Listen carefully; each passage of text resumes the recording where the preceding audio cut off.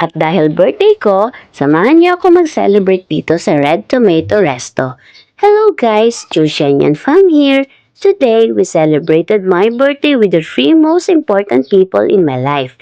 My husband, my mama, and my lola. Actually, napilitan lang sumama si nanay dahil sinabi kong birthday ko. Hindi talaga siya mahilig sumama sa mga ganitong lakaran.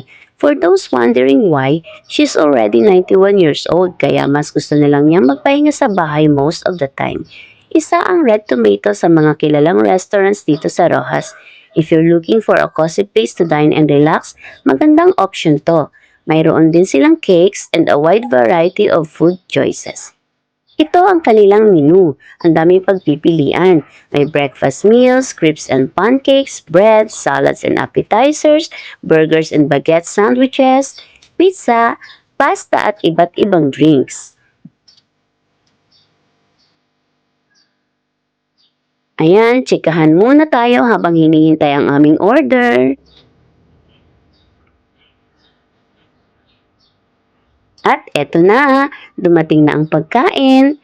For our drinks, we ordered mocha java frap and cucumber lemonade.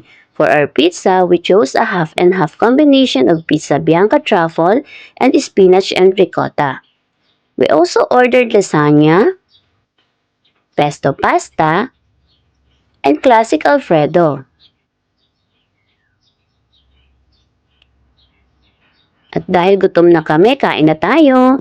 Pero syempre, bago ang lahat, konting picture at post muna para may remembrance. After all, birthdays are not just about the food. It's about spending quality time with the people who matter most.